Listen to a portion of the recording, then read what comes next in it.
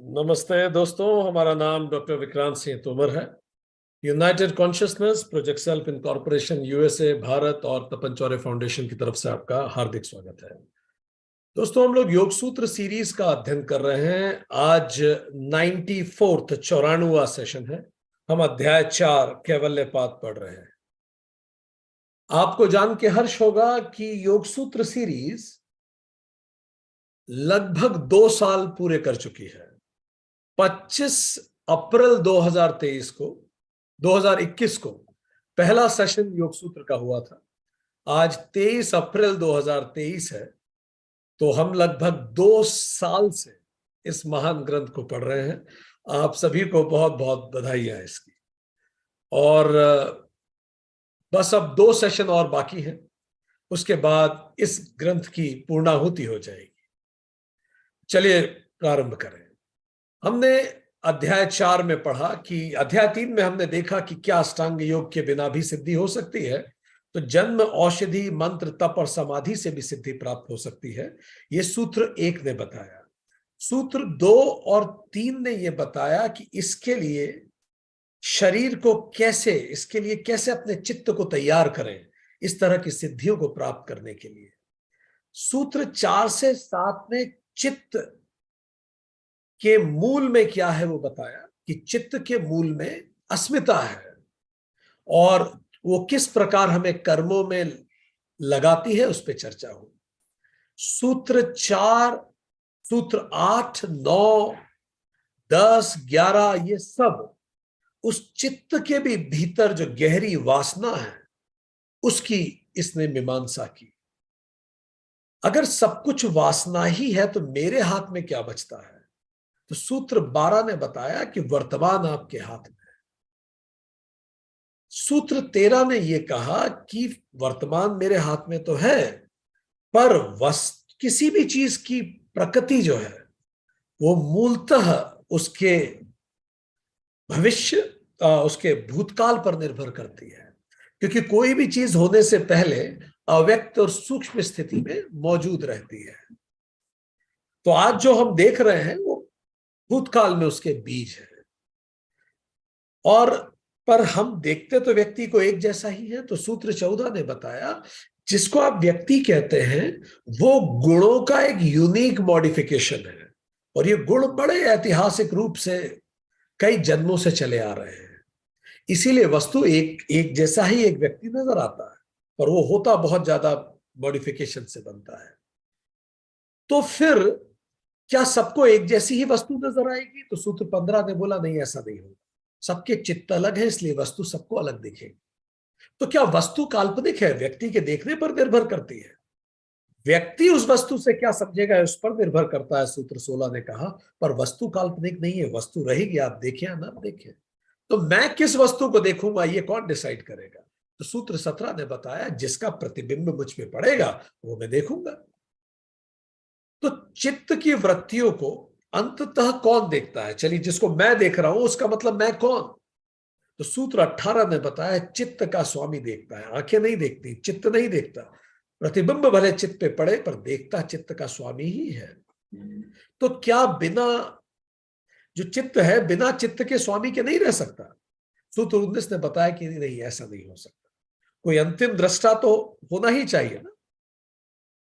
तो ये जो चित्त का स्वामी है जिसको हम पुरुष कहते हैं और चित्त, क्या मैं दोनों को एक साथ देख सकता हूं? तो सूत्र 20 ने बताया कि नहीं, आप चित्त और चित्त के स्वामी को एक साथ नहीं देख सकते। चित्त के विषय को और चित्त के स्वामी को आप एक साथ नहीं देख सकते। या तो आपको जगत दिखेगा या आपको जगन्नाथ दिखेगा।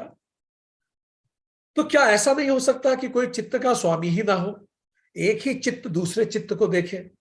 तो सूत्र 21 ने बोला नहीं, ऐसे नहीं हो सकता, क्योंकि हर चित्त की अपनी यादें होती हैं। अब ऐसे 50 चित्त हम खड़े कर दें तो 50 अलग अलग तरह की यादें होंगी। ऐसे तो बड़ी अव्यवस्था पर फैल जाएगी। और निर्धारित कौन करेगा सही क्या है, अगर कोई अंतःकरण से पीछे अंतरात्मा ना हो तो? तो फिर इस चित्त का उपयोग क्या है? तो सूत्र 22 ने बोला कि पुरुष जो है उसके होने पर ही चित्त सक्रिय हो पाता है। पुरुष नहीं है तो चित्त निर्जीव पड़ा रहता है। और सूत्र 23 ने बताया चित्त दृष्टा और दृश्य दोनों से रंगा होता है। हमने पिछले सेशन में इस पे बात की थी कि चित्त इन दोनों से रंगा होता है। चित्त के बारे में चर्चा जब हमने शुरू की थी तो थोड़ा सा हम पिछले सेशन के बारे में हल्की सी बात कहें और फिर हम आज का सेशन शुरू करेंगे। तो चित्त सूत्र 23 ने कहा था दृष्ट दृश्य उपरक्तम चित्तम सर्वाथम। दृष्टा और दृश्य दोनों से रंगा हुआ चित्त सारे अर्थ वाला होता है। तो पिछले सेशन में हमने बात की थी कि चित्त तो दोनों से रंगा हो सकता है, वो पुरुष को भी देख सकता है, वो प्रकृति को भी देख सकता है, और जिसको देखता है उसी अनुरूप उसका अर्थ निकालता है। तो चित्त तो चौराहा है, आप किसी भी दिशा में ले जाएं। ये पिछले सेशन में हमने बात की थी क्योंकि ये तो दोनों के रंग में रंगा जा सकता है। फिर जो सूत्र 24 ने कहा ये जो चित्त है इसमें असंख्य वासनाएं होती हैं, ये सही बात है, पर चित्त का प्रयोजन केवल चित्त के लिए नहीं है। चित्त का प्रयोजन ही किसी दूसरे के लिए है। तो दूसरा कौन? सूत्र 24 ने बताया दूसरे के लिए है। वह चित्त, सूत्र 24 कहता है, वह चित्त असंख्य वासनाओं से चित्रित होने पर भी दूसरे के लिए है, क्योंकि वो कई चीजों से मिलजुल कर कार्य करता है। तो चित्त तो बहुत सारी चीजों से मिलजुल कर कार्य करता है, जिसको अंतःकरण कहते हैं, मन बुद्धि चित्त अहंकार, पर ये दूसरे के लिए है। इसका मतलब दूसरा कौन? अंतरात्मा, पुरुष। सो चित्त पुरुष के लिए है, ताकि हम अपने अंदर के पुरुष को आत्मसात कर सकें। ये सारा एक्सपेरिमेंट उसी लिए किया गया है। तो चित्त का मूल प्रयोजन क्या है? दूसरे के लिए पुरुष की अनुभूति करना, ये प्रयोजन है। यहां तक हमने पिछले सेशन में बात की थी। तो ये चित्त पुरुष की अनुभूति कैसे करता है, अब यहां से बात शुरू होगी। तो सूत्र 25 ने बताया, सूत्र 25 आज सब शुरू करेंगे। विशेष दर्शिनः आत्म भाव भावना विनिवृत्ति ही।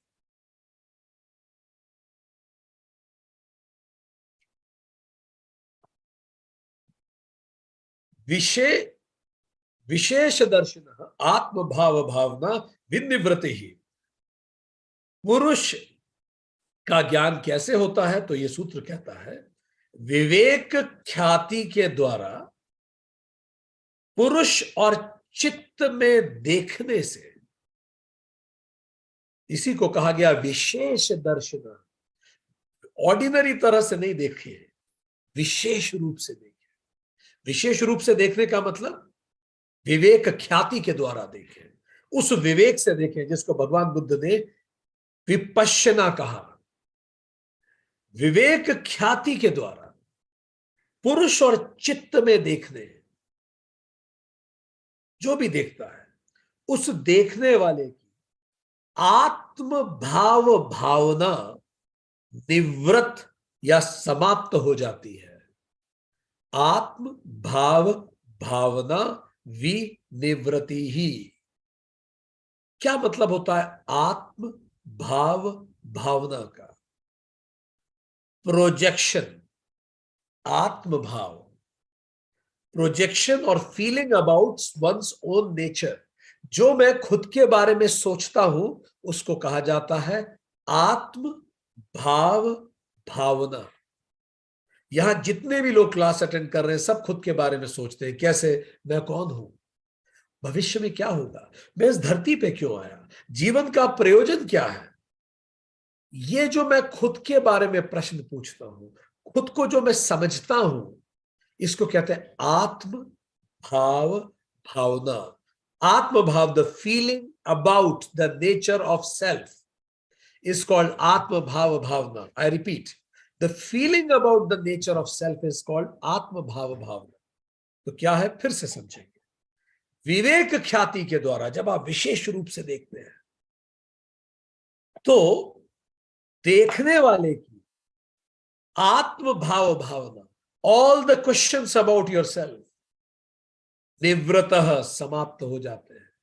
जब विवेक ख्याति से आप गौर से स्वयं को देखेंगे तो सारे डाउट्स खत्म हो जाएंगे, all questions will be over.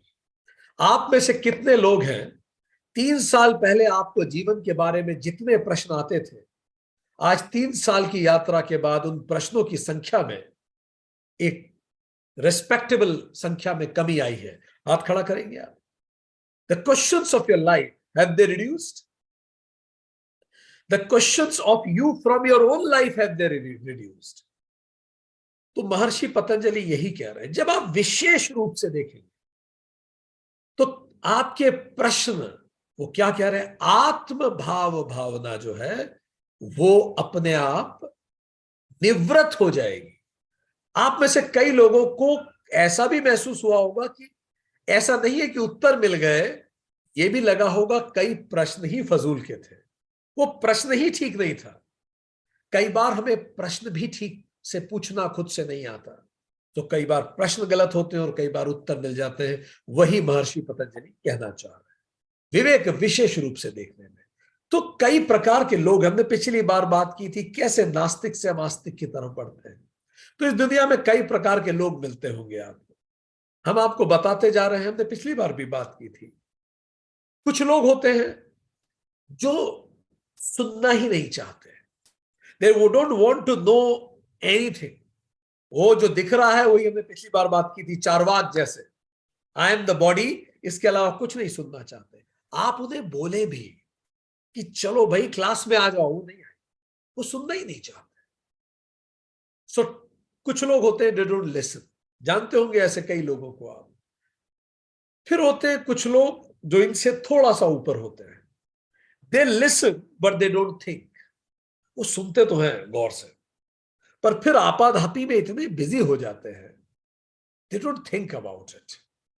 वो हमेशा कहेंगे yes yes it sounds good but it is not practical, या फिर वो कहेंगे बाद में सोचेंगे। उनके पोस्ट रिटायरमेंट प्लान होता है आध्यात्म। ठीक। सो ये पोस्ट रिटायरमेंट जब होगी, जब फुर्सत होगी जीवन से, तब का ये प्लान होता है। ये है type 2। They listen but they don't have time to think at all. वो सोचते ही नहीं इस विषय में। जानते हैं आप ऐसे लोगों को? फिर इससे बेहतर तीसरे और थोड़ा और इवॉल्व होते हैं। दे listen, they think but they don't act. वो सुनते हैं, वो सोचते भी हैं, पर उस पर वो क्रियान्वित नहीं करते। सोचते क्या है वो? ये जो सोचने की बात है, यही बात चल रही है, आत्म भाव भावना। ये जो तीसरे लेवल के होते हैं, ये क्या सोचते हैं? आत्म भाव भावना, अपने बात, बहुत सारे क्वेश्चंस होते हैं। हु एम आई, मैं कौन हूं, इस पे सोचते हैं। फ्रॉम वेयर हैव आई कम, मैं कहां से आया हूं। वेयर डू आई गो, मुझे कहां जाना है।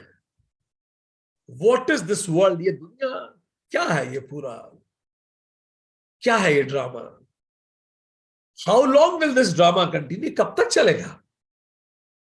Who is the director of this show, अगर ये कोई शो है तो इसका डायरेक्टर कौन है।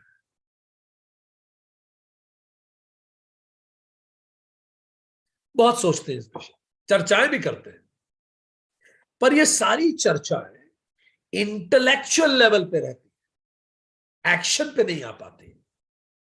इंटेलेक्चुअल लेवल पे वो ये सारी बातें करेंगे, वो सारे ज्ञान की भी बातें कर लेंगे, तार्किक भी प्रतीत होंगे, पर जब ये व्यवहार करने की बारी आएगी तो उससे चूक जाते हैं। पर ये तीसरा बड़ा महत्वपूर्ण चरण है, इसी की बात कर रहे हो, आत्मभाव भावना। ये समाप्त हो जाती है इस चरण से, जब हम बहुत सोचते हैं। जैसे वर्षा ऋतु में पौधे का अंकुरण होता है, वो इस बात का प्रतीक होता है कि बीज तो उसमें पहले से ही था। कोई मजाक है 3 साल तक कोई क्लास रेगुलर अटेंड कर पाना, ऑनलाइन लाइव है भी, मतलब आमने सामने है भी नहीं। बीज पहले से विद्यमान था। इस प्रकार सत्संग या शास्त्र श्रवण करने पर आपने कई बार लोगों को देखा होगा, वो भाव विभोर हो जाते हैं। कई बार आप मंदिरों में जाके देखिए, बहुत उनका एक एक सेल सुन रहा होता है गौर से, भाव विभोर हो जाते हैं, आंखों से अश्रु धारा बहने निकलती है। वो इस बात का प्रतीक है कि वो अपनी आध्यात्मिक यात्रा का कोई महत्वपूर्ण पड़ाव पिछले जन्म में पूरा कर चुके हैं। अब वो यहीं से शुरू करने वाले हैं, वो यहीं से शुरू कर रहे हैं, वो तीसरे चरण से ही शुरू कर रहे हैं। बस उन्हें अब एक्ट करना है, बाकी सब उन्हें पता है, वो रिजोनेट करते हैं, they can connect every word. बस this is at level 3। They listen, they think, एक एक रोम रोम उनका उससे कनेक्ट कर पाता है। बस अब उन्हें एक्ट करना है, बस एक्ट, उसे जीना है हर पल, एवरी मोमेंट ऑफ ट्रूथ। फिर जब जीते हैं तो नेक्स्ट इवोल्यूशन इन कॉन्शियसनेस आता है, level 4। They listen, they think and they act. They act like that, they work for higher purpose, they work with higher consciousness. वो बड़े लक्ष्य के लिए कार्य करते हैं और हायर कॉन्शियसनेस के लिए से कार्य करते हैं। हायर कॉन्शियसनेस मतलब अपना पराया उन्हें दिखना बंद हो जाता है। एक बड़े लक्ष्य के लिए कार्य करते हैं, उनके लक्ष्य निस्वार्थ हो जाते हैं, स्वार्थ भी समाप्त, अपना पराया भी समाप्त। Higher consciousness, higher purpose and they work. इससे विवेक ख्याति, इसी को विवेक ख्याति। अब विवेक ख्याति पैदा होती है। याद कीजिए योग सूत्र अध्याय 2 सूत्र 26। ये विवेक ख्याति सारी जैसे खरपतवार कटती है ना, आत्म भाव भावना को समाप्त कर देती है। सारे क्वेश्चंस आंसर हो चुके, अब बस जीना है उसको। All questions are answered, no much questions are left. Vivek has killed all the doubts. Vivek ख्याति से जब उसे देखते हैं तो आत्म भाव भावना समाप्त हो जाती है। They see world as it is, वो दुनिया को एज इट इज देखते हैं। नो कलरिंग, कोई कलरिंग ऑफ माइंड नहीं, अच्छा बुरा, मुझे पसंद ना पसंद, no colouring of mind. No contamination of society, सामाजिक जो कंटेमिनेशन हमारे अंदर होते हैं उससे भी नहीं देखते। ये जाति, ये धर्म, ये लिंग, ये वर्ण, नो कंडीशनिंग ऑफ फैमिली, और पारिवारिक कंडीशनिंग के लिए परे देखते हैं। So no colouring, no contamination, no conditioning, ये उस सबसे परे देखते हैं। ये किसी भी घर में पैदा हो। नानक के पिता तो कितने परेशान रहते थे उनके लिए, पर नानक पे कोई कलरिंग नहीं थी, कोई कंटेमिनेशन नहीं था, कोई कंडीशनिंग नहीं थी। उनके विवेक ने काट दी थी खरपतवार डाउट्स की। हमें याद आता है हम छत्तीसगढ़ गए थे तो वहां क्या हुआ था कि उन लोगों ने कुछ ये जो वीड्स पैदा हो जाती है ना, खरपतवार, उसको काट दिया, मतलब उखाड़ दिया उसको जड़ से। फिर क्या कर रखा था, हम देख रहे थे, हमने पहली बार ऐसा देखा था। पौधों को, जो उखड़े हुए पौधे थे, इनको उल्टा बांध रखा था, जड़ें हवा में, सारे पौधों की जड़ें हवा में। हमने बोला ये कैसे पेड़ है, जड़ें ऊपर है, पौधे नीचे। उसने साहब अगर इनको जरा सा भी, इन जड़ों को जरा सा भी पानी और मिट्टी मिल गई, ये फिर पकड़ लेंगे। तो जड़ों को हम सुखा रहे हैं उल्टा करके, तो जड़ें ऊपर कर देते थे इसकी। सो नानक, सारी खरपतवार उनकी कट चुकी थी। वो एक समदर्शी देखते थे, मुस्लिम होते, मुस्लिमों को देख के कहते थे कि भाई मेहर ही मस्जिद है, शील ही रोजा है, सत्कर्म ही काबा है, दया ही मस्जिद है। मेहर मतलब दया। हिंदुओं को कहते थे कि दया की कपास से संतोष का धागा बुन, जो सत्य से बटा हुआ हो और उसको जबकि गांठ दे वैसी जनेऊ पहनो, कपड़े की क्या जनेऊ पहनना। नानक कहते थे सो ब्राह्मणों जो ब्रह्म विचारे, आपी तरह सकले कुल तारे। वही ब्राह्मण है जो पूरे समय ब्रह्म को विचार करता हो, खुद भी तर जाता है और पूरे कुल को तार देता है। वो कहते थे कि यदि अपने पितरों को अर्घ देने से जल उन तक पहुंच जाता है तो भाई मेरे खेतों को भी ऐसे ही कल के पानी पिला दो 10 किलोमीटर दूर। अगर वहां तक पहुंच सकता है तो 10 किलोमीटर दूर तक तो जा ही सकता है। वो कुरीतियों पे चोट करते थे। वो अंधविश्वासों पर चोट करते थे। जो किसी भी कार्य को करने से पहले उसके पीछे का लॉजिक नहीं जानेगा, ना उस पर चोट करते थे। वो कहते थे खुदा केवल पूर्व की ओर नमाज पढ़ने से नहीं मिलता, तुम किसी भी दिशा में सत्कर्म करो खुदा मिलेगा। ऐसे निर्भीक नानक थे। आप सोचिए, आज से 700 साल पहले, आज से 500 साल पहले उस सदी में कितना मुश्किल रहा होगा इतना लॉजिकली मजबूती से अपनी बात रखना, निर्भीक होकर। इसलिए नानक कहते हैं ब्रह्म कौन है? निर्भव, निर्भय, निर्वैर, जिसका किसी से बैर ना हो। बस ऐसा ही हमें होना है, निर्भव, निर्वैर। गुरु गोविंद सिंह ने जब खालसा शुरू किया तो 4 शर्तें थी खालसा की, आप जानते हैं, और कुछ शर्तें बड़ी कीमती है। 5 केश, कृपाण, कंघा, कच्छा, कड़ा, वो तो है ही, पहली शर्त थी। दूसरा, सिंह लगाएंगे नाम में। तीसरी शर्त बड़ी कीमती है, मौत से नहीं डरेंगे। और चौथी शर्त और कीमती है, धर्म हेतु बलिदान के लिए प्रस्तुत रहेंगे। तो अगर हम खालसा हैं तो निश्चित बात है कि हम मौत से नहीं डरेंगे और धर्म हेतु बलिदान के लिए प्रस्तुत रहेंगे। राम काज कीजिए बिना मोहे कहा विश्राम, यही खालसा होने की परिभाषा है। इसीलिए गुरुजी को जब इतना चोट भी लग गई थी, वो विश्राम कहा करते थे। रात को जब वो सो रहे थे तो 2 पठानों ने उन पर हमला किया, उनको पीठ से उन पर प्रहार किया, सोते हुए भी। तो भी उन्होंने उस पठानों को मार दिया, पर वो घाव इतना गहरा था जिससे वो चोटिल हो गए। चोटिल होने के बाद भी उन्होंने विश्राम नहीं किया लंबे समय तक, और उनकी मृत्यु भी ऐसे हुई कि धनुष की प्रत्यंचा चढ़ा रहे थे और काट टाके उनके खुल गए। तो राम काज कीजिए बिना कहां विश्राम लेते हैं ऐसे लोग। इसीलिए गुरु नानक हमेशा कहते थे, बोले सो निहाल, जो भी बोलेगा वो निहाल हो जाएगा। क्या बोलना है? सत श्री अकाल। सत्य केवल वही है जो काल के परे है, अजन्मा है, अनादि है, ब्रह्म है। जैसे सपने के सारे दुख केवल ये जानने से समाप्त हो जाते हैं कि ये सपना है, उसी प्रकार जैसे ही कोई व्यक्ति अपना वास्तविक स्वरूप जान लेता है, जीवन के सारे दुख ऐसे खत्म हो जाते हैं, सारे क्लेश खत्म हो जाते हैं। एंड ये तब होता है जब व्यक्ति विवेक ख्याति से कार्य करता है। सूत्र 25 ने कहा, विवेक ख्याति से व्यक्ति कार्य करे। सूत्र 26 आगे कहता है, तदा विवेक निम्रम कैवल्य प्रग भारम चित्तम। उस विशेष दर्शन के उदय होने पर, जब ऐसा विशेष दर्शन उदय होता, योगी का चित्त विवेक में झुका हुआ, मतलब विवेक संचारी हो जाता है, विवेक मार्ग संचारी हो जाता है और कैवल्य के अभिमुख होता है।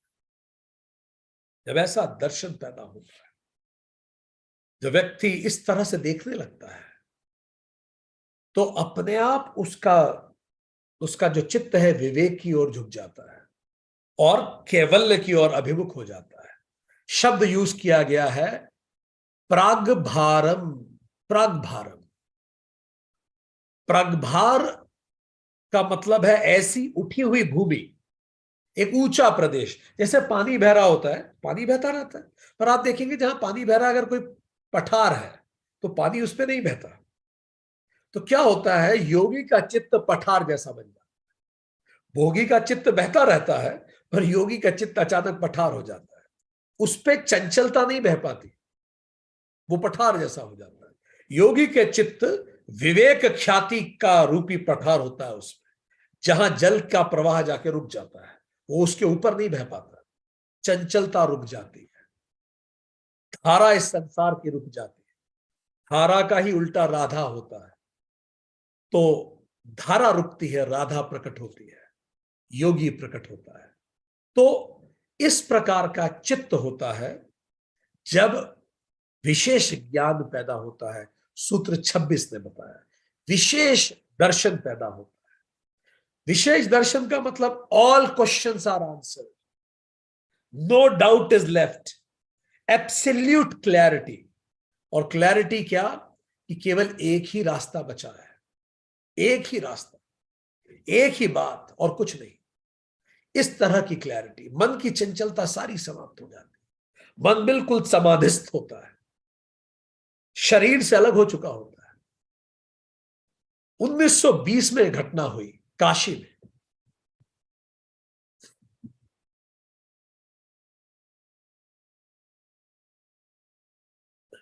काशी महाराज थे प्रभु नारायण सिंह, उनके पेट का ऑपरेशन हुआ था, 1920 की घटना है।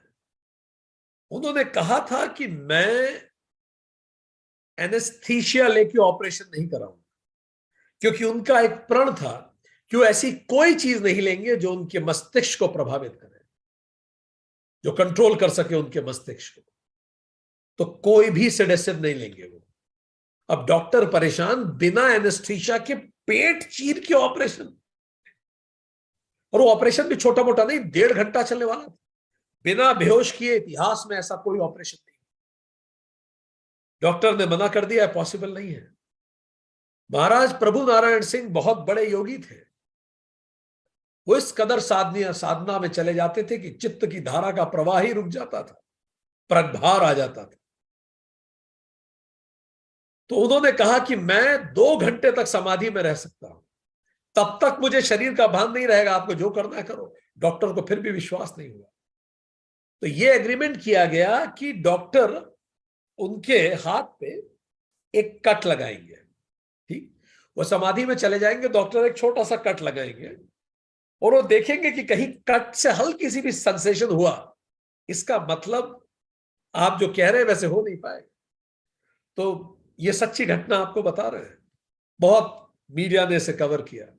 तो महाराज प्रभु नारायण सिंह समाधि में चले गए और डॉक्टर ने एक जैसे ही कट लगाया उनके हाथ पे, हाथ में कोई संवेदना ही नहीं, मानो ये एक शव का हाथ पड़ा हो। न केवल उस समय उस कट से ब्लीडिंग भी हो रही थी, पर कोई संवेदना नहीं। 2 घंटे के बाद अचानक उन्होंने कहा मेरे हाथ में दर्द हो रहा है। तब डॉक्टर्स को इस बात का विश्वास हुआ कि हां, ये जो कह रहे हैं बात सच है। इनका शरीर से चित्त अलग कर देते हैं, चित्त विवेक ख्याति की तरफ मुड़ जाता है, जगत से हट जाता है। और फाइनली वही हुआ दोस्तों, इतिहास में पहली बार वो समाधि में गए और बिना बेहोश किए 1.5 घंटे तक उनका ऑपरेशन पेट को चीर के किया गया और फिर वापस उनको पेट सिल दिया गया। और जब वो वापस आए तब तक उन्हें कुछ नहीं पता था क्या कुछ नहीं हो गया। ये सब हमारे शास्त्रों की ताकत है। केवल एक समाधि का अर्थ है सारे प्रश्न जब उत्तर हो चुके होते हैं तो केवल एक रास्ता बचता है, बस वही एक रास्ता, केवल एक। इसी को कहते हैं केवली। कर्म बंधन से मुक्त हो गया व्यक्ति, केवल मोक्ष की तरफ देखता है। कैवल्य का मतलब अहंकार, प्रारब्ध, कर्म, संस्कार, इन सब से परे हो गया। जीते जी जीवन मुक्ति, मृत्यु उपरांत विदेह मुक्ति, सेपरेशन फ्रॉम एवरीथिंग, हर चीज से सेपरेशन, एक अलगाव, निर्लिप्तता, एकांतता, अकेलेपन, कैवल्य, इसी को कैवल्य कहते हैं। तो सूत्र 26 बता रहा है इससे होता क्या है। चित्त दर्शन से विशेष दर्शन पे शिफ्ट होता है, अविवेक से विवेक ख्याति की तरफ जाता है, व्याधि से समाधि की तरफ जाता है, मनोरंजन से आत्मरंजन की तरफ चला जाता है, प्रकृति के दास होने की जगह प्रकृति का स्वामी होता है, दृश्य से दृष्टा बनता है, सेंसेस से सेल्फ पे शिफ्ट हो जाता है, संसार से जगदीश्वर की तरफ जाता है, गुण से गुणातीत होने की तरफ प्रगति करता है। ये इस तरह से सूत्र 26 ने उस विवेक ख्याति का महत्व बताया कि किस हद तक विवेक ख्याति शारीरिक स्तर पर, जैसे हमने महाराज प्रभु नारायण सिंह का देखा, और आध्यात्मिक स्तर पर भी उस चरम तक जाता है कि व्यक्ति कैवल्य के अलावा कुछ और नहीं देखता, कुछ और रजिस्टर ही नहीं होता। सूत्र 26 ने बताया। पर सूत्र 27 फिर से कौशन की बात करता है। सूत्र 27 कहता है, तत्छिद्रेश प्रत्यय अंतराणि संस्कारेभ्य, उस विवेक ज्ञान के बीच बीच में से, वो जो विवेक ज्ञान आ जाता है तब भी उसके बीच बीच में से, शब्द यूज कर रहे तत् छिद्रेशु, उस विवेक ज्ञान के बीच में से, तत् छिद्रेशु, ठीक। अन्य व्युत्थान की वृत्तियां भी पूर्व के संस्कारों से उदय होती रहती हैं। तो इनके बीच में भी, उसके बीच में भी, जैसे आप एक दरवाजा लगा देते हैं, वो कह रहे हैं कि उसके छिद्रों में से भी व्युत्थान की वृत्तियां या पूर्व के संस्कारों से उदय होती रहती है। क्या मतलब हुआ इसका? तत्छिद्रेषु प्रत्यय अंतराणि संस्कारेभ्य, उस विवेक ज्ञान के बीच बीच में से अन्य व्युत्थान की वृत्तियां भी पूर्व के संस्कारों से उदय होती रहती है। विवेक ज्ञान से जब योगी संसार के लिए दरवाजा बंद कर देता है, कपाट बंद, तो भी उस दरवाजे की जो दरारें होती है उसमें से कई बार संसार, संस्कार, वृत्तियां वो झांकती रहती है। जैसे ऐसे समझे कि बाहर से जब दरवाजा बंद करता है तो कई बार वो सूरज की वो कैसी रेखाएं निकल के आती हैं, उस तरह से संस्कार पतली सी दरार से भी आ जाते हैं, और उन पतली सी दरारों से वो संस्कार झांकना शुरू करते हैं, झांकते हैं वो। सो कहने का मतलब यह है, विवेक ख्याति से सबीज समाधि तो मिल जाएगी जब ऐसा विवेक विकसित हो, दरवाजा बंद हो गया, किंतु बीज रूप में वासना विद्यमान रहेगी। वो अंदर कहीं वासना अभी भी रहेगी और वो वहां से झांकेगी, वो झांकती रहेगी वहां से, और संस्कारों के पुनः उदय होने की संभावनाएं बनी रहती है।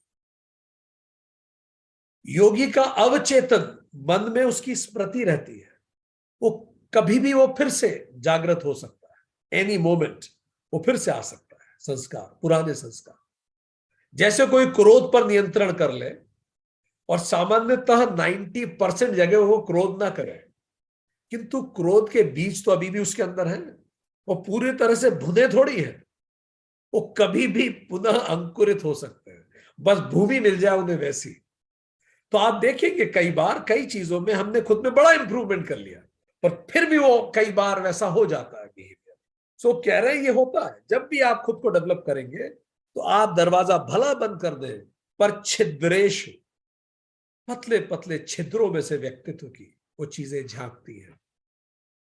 इसीलिए इस समय अत्यधिक सजगता की आवश्यकता है। महर्षि पतंजलि कहते हैं जरा सी भी असावधानी उस बीज को पुनः अंकुरित कर देगी। यदि आपने कोई भी गलत आदत छोड़ी है और आपको लगता है कि अब आपने वो पूरी छोड़ दी है, बस यही समय है वो आदत फिर से आ सकती है। इस समय अत्यधिक ध्यान देने की आपको आवश्यकता है। इसी समय बहुत संभावना है कि वो आदत फिर से आ जाएगी, छिद्रेशु। इसीलिए बहुत ज्यादा ध्यान रखिए इस दौरान, जब आपको लगता है अब आप उस आदत के परे हैं, इस दौरान सबसे ज्यादा ध्यान रखिए।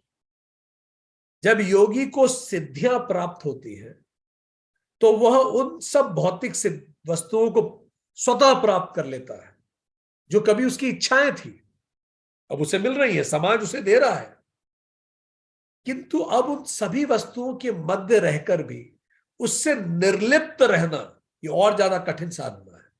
पहले तो मिल नहीं रहा था तो हमने कह दिया नहीं चाहिए, ये ठीक बात है, ये बिल्कुल ठीक है।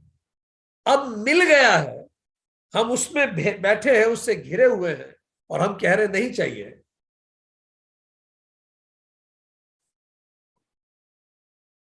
और वास्तव में वैसा जी भी रहे हैं, ये बड़ी कठिन साधना है,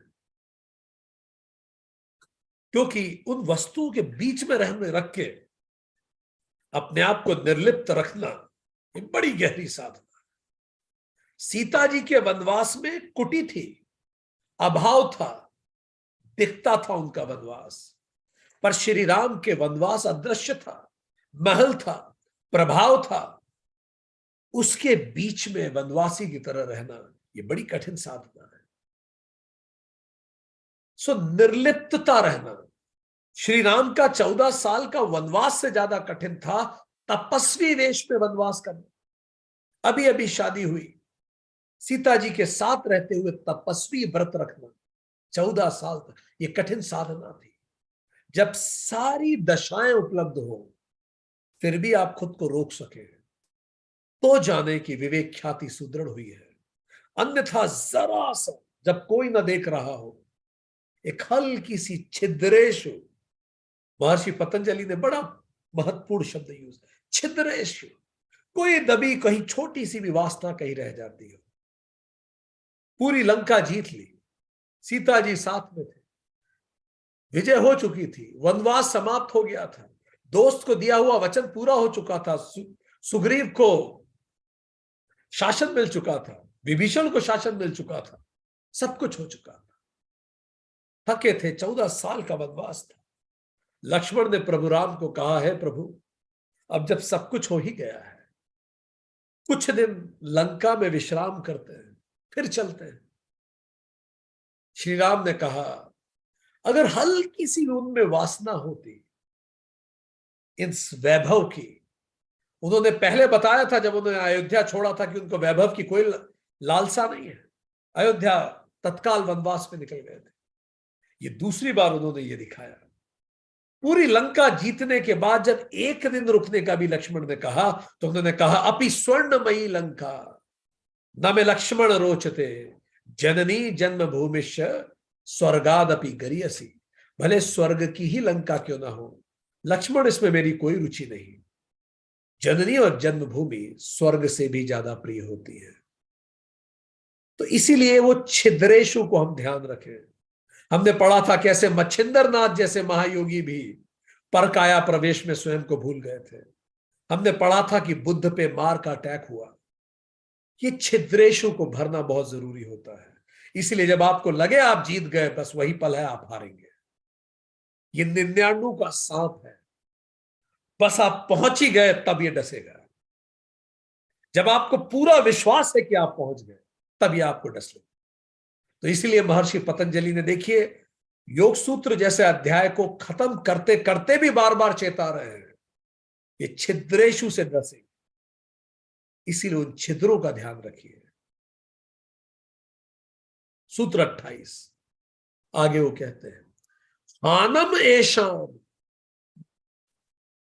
क्लेशवत उक्तम। उन व्युत्थान के संस्कारों की निवृत्ति को क्लेशों की निवृत्ति के तुल्य ही मानना चाहिए। आप देखिए कितना महत्व दे रहे हो 99 के सांप को। वो कह रहे हैं बाकी सब सांप से तुम निकल जाओगे। अब इतना योग सूत्र पढ़ लिया, इतना जान लिया, अध्याय 4 पे आ गए, महर्षि पतंजलि कह रहे हैं बाकी सारे सांप से तुम निकल जाओगे।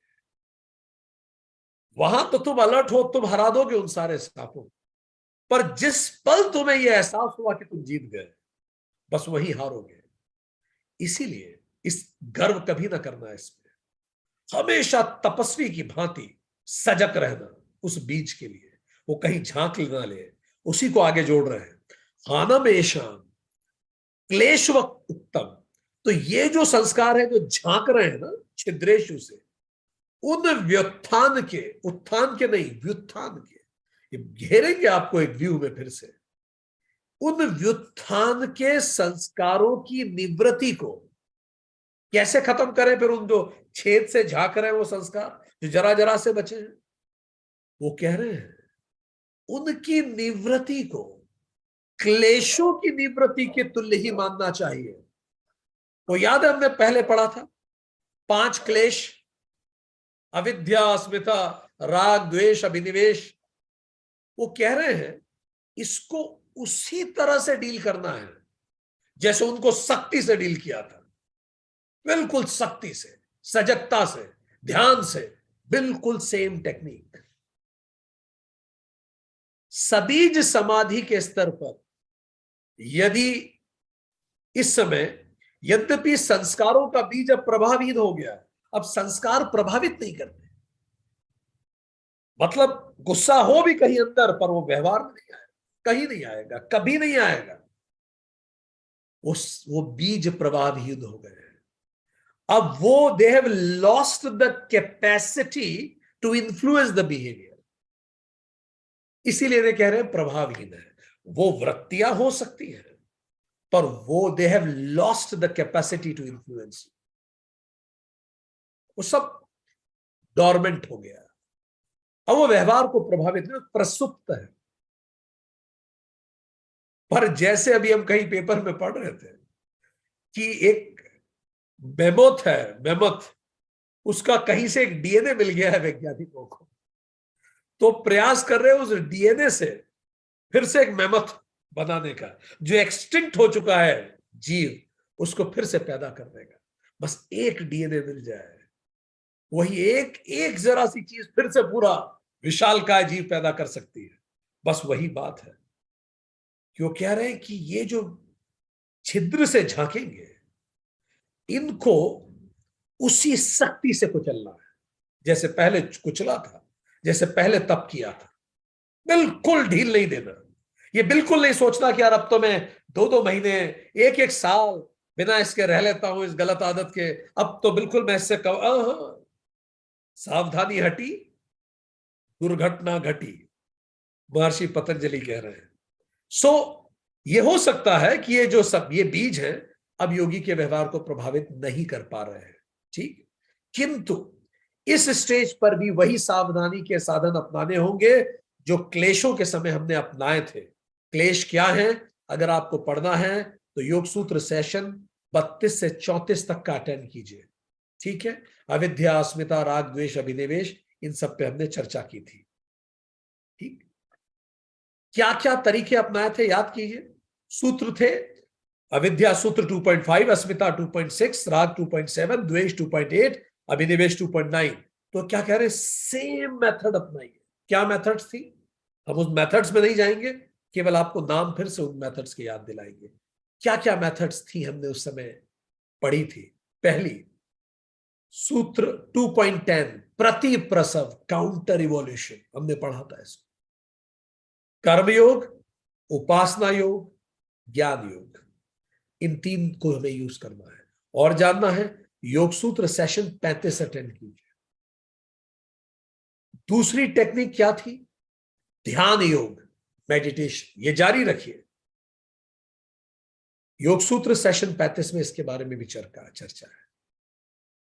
तीसरा, विवेक ख्याति, एब्सोल्यूट डिस्क्रिमिनेशन, बार बार अपने विवेक का प्रयोग कीजिए, भावनाओं में मत नहीं है। योग सूत्र सेशन 39 पे इस पे बात की थी। इससे क्या होगा? बीज जो है वो दग्ध हो जाएगा, इट विल बी बर्न्ड। वासना बीज का जल जाना, वो वासना रूपी बीज जैसे ही जलेगा, इसी को महामृत्यु कहते हैं। शरीर जल गया, मृत्यु।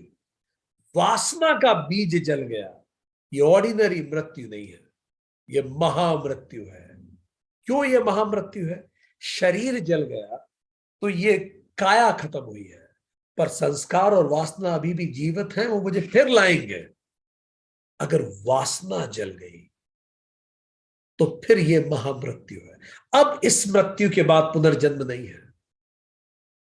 तो बार बार हमें ध्यान रखना, अगर आप चाहते हैं उन आदतों की भी महामृत्यु हो जाए तो तरीका यही है। कर्म योग, बार बार खुद को मजबूत रखें। उपासना योग, बार बार चिंतन करें कि मैं इस आदत से दूर रहूं।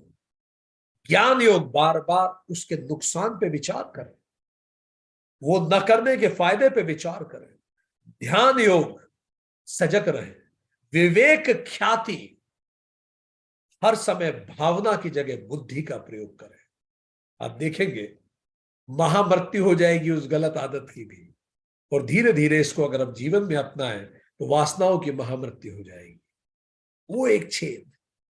कल्पना चावला जी, इतनी महान अंतरिक्ष यात्री, if I am not wrong that was discovery. जब वो ब्लास्ट हुआ, पूरे देश को दर्द हुआ देखकर। इतनी महान विभूति इस देश की, इतनी इतनी योग्य बेटी इस देश की, और हमने उन्हें खो दिया। फिर बाद में पता लगाया ये हुआ कैसे, इतना फुल प्रूफ यान कैसे ब्लास्ट हो गया। महर्षि पतंजलि अध्याय 4 सूत्र 27। ये ब्लास्ट हुआ था एक छिद्र से। जब ये उड़ा था विमान ऊपर, रॉकेट, ऊपर वाली विंग से एक छोटा सा टुकड़ा गत्ते जैसा टूट के नीचे वाले विंग पे गिरा था। वो इतना हल्का था कि वैज्ञानिकों ने, नासा के वैज्ञानिकों ने जब बाद में उस ब्लास्ट को रिसर्च किया, बार बार वीडियो देखा, तो किसी ने नोटिस नहीं किया। पर जब लेबोरेटरी में उस पतले से गत्ते जैसे टुकड़े को उस स्पीड से फेंक के मारा तो कंक्रीट की दीवार तक पे छेद हो जाता है, इतनी तेज अगर आप मारेंगे तो हुआ ये कि उससे जो नीचे गिरा एक बहुत महीन सा छेद बन गया था उस विमान में, एक छिद्र हो गया था। पतन का बीज तो फ्लाइट के समय ही डल गया था। जब वो पूरा ऑपरेशन खत्म करके भारत धरती के वायुमंडल में वापस आया, और जब घर्षण हुआ वायुमंडल से, उस फ्रिक्शन से वो जो छेद था वो बड़ा हो गया। अंदर का तापमान इस कदर बढ़ा कि सब कुछ ब्लास्ट हो गया। तो महर्षि पतंजलि यही कह रहे हैं, वो एक छोटा सा छेद, एक छोटा सा छेद पूरे जहाज को डुबो देता है। वो कोई भी अंकुश हो सकता है। राजा जनक के लिए वो सीता जी थी, सारी दुनिया के लिए वो विधेय थे, पर माता सीता के प्रति उनका प्रेम था। रामकृष्ण परमहंस के लिए वो खाना था, किसी के लिए कुछ भी हो सकता है, पर वो हमें भरना होगा। हमने पिछली बार बात की थी आदि शंकराचार्य और मंडन मिश्र के बीच में, मंडन मिश्र के बीच का जो शास्त्रार्थ। तो मंडन मिश्र की जो पत्नी थी भारती जी, उदय भारती जी, अब मंडन मिश्र तो हार गए इस पूरे शास्त्रार्थ में।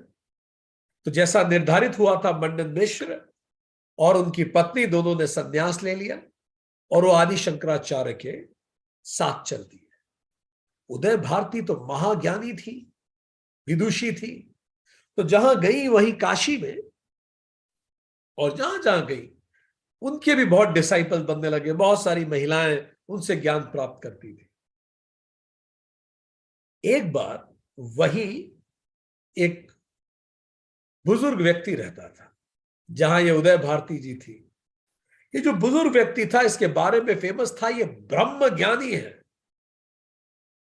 इसने सब कुछ त्याग दिया, महात्यागी है। तो जब ये ब्रह्म ज्ञानी है, महात्यागी है, सब कुछ इसने त्याग दिया, तो ये उनके पास से अक्सर गुजरा करती थी। इस ब्रह्म ज्ञानी के पास एक कमंडल होता था, बाकी सब त्याग दिया। ये कमंडल अपने आप से दूर नहीं करता था कभी। रात को सोता भी था तो भी कमंडल पास में रख के सोता था, क्योंकि इसी से पानी पीता था, इसी में खाना खाता था। तो बस वही कमंडल था और कुछ नहीं। कई बार कहीं बाहर रहता था तो उसको कमंडल की चिंता भी रहती थी। तो एक बार उदय भारती जी ने अपनी साथ की महिलाओं को बोला, जब ये गुजर रहे थे, ब्रह्म ज्ञानी, कि अजीब सा ब्रह्म ज्ञानी है, सारा संसार छोड़ चुका है, पर इस कमंडल के लिए इसका मोह समाप्ति नहीं हो रहा है। तो ये ब्रह्म ज्ञानी ने ओवर हियर किया इस बात को, जो भी व्यक्ति रहे होंगे। तो अगली बार क्या हुआ, जब ये गुजर रही थी उदय भारती जी उसी रास्ते से, तो इस ब्रह्म ज्ञानी, जिसको ब्रह्म ज्ञानी कहा जाता था, इसने उनके रास्ते में कमंडल फेंक के फोड़ दिया। नहीं चाहिए मुझे, चिल्ला के। तो जैसे कमंडल टूटा, ये ब्रह्म ज्ञानी के चेहरे पे भी थोड़े क्रोध के भाव थे देख के कि तो उदय भारती जी ने अपनी सखियों को कहा, मुझे तो लगता था इसमें केवल एक ही छिद्र है कि इसको कमंडल से इतनी आसक्ति है, इसमें तो अभी अहंकार भी बहुत सारा बाकी है, तो ये तो ब्रह्म ज्ञानी हो नहीं सकता, कई छिद्र हैं अभी। ये बड़ा महत्वपूर्ण है कि कोई भी छिद्र ना बाकी हो। इसीलिए भारत में गुरु को बड़ा सम्मान दिया गया। आधुनिक शिक्षा व्यवस्था ने शिक्षक तो बनाए हैं, क्यों गुरु को इतना सम्मान दिया गया? दो क्वालिटीज गुरु की अनिवार्य होती है, इसलिए सर्वोच्च स्थान दिया गया। पहला, श्रोत्रिय, वो शास्त्र का ज्ञाता हो, वो शास्त्र को समझता हो, वो शास्त्र को अच्छे ढंग से प्रस्तुत कर पाता हो। और दूसरा, ब्रह्मनिष्ठ हो, he should be or she should be living with complete nishtha in Brahman, dweller on the path of Brahman, ब्रह्म ज्ञानी हो, ब्रह्मनिष्ठ हो। इस सेकंड क्वालिफिकेशन 99.99% फेल हो जाते हैं। इसीलिए इन दो क्वालिफिकेशन के बाद ही भारत में जो क्वालिफाई करता था, इतना सम्मान दिया गया इस देश में गुरुओं को। और आज ये देश जो भी है, उसका मूल में इस देश के महानतम गुरु हैं, जिन्होंने जिया है, सिखाया है और उसको आगे बढ़ाया है। आदि शंकराचार्य कहते हैं, जैसे आसमान में बादल, अंधेरा व प्रकाश एक के बाद एक प्रकट होते हैं, अप्रकट होते हैं, उसी प्रकार प्रकृति के गुण सत रज तम व्यक्ति के मूल स्वभाव में प्रकट और अप्रकट होते रहते हैं। और इसीलिए हमें ध्यान रखना है कि ये हम में से बार बार प्रकट ना हो, और उसके लिए हमें उसी गंभीरता से कार्य करना है जैसे हमने शुरू किया था। चलिए क्विक रिकैप करते हैं।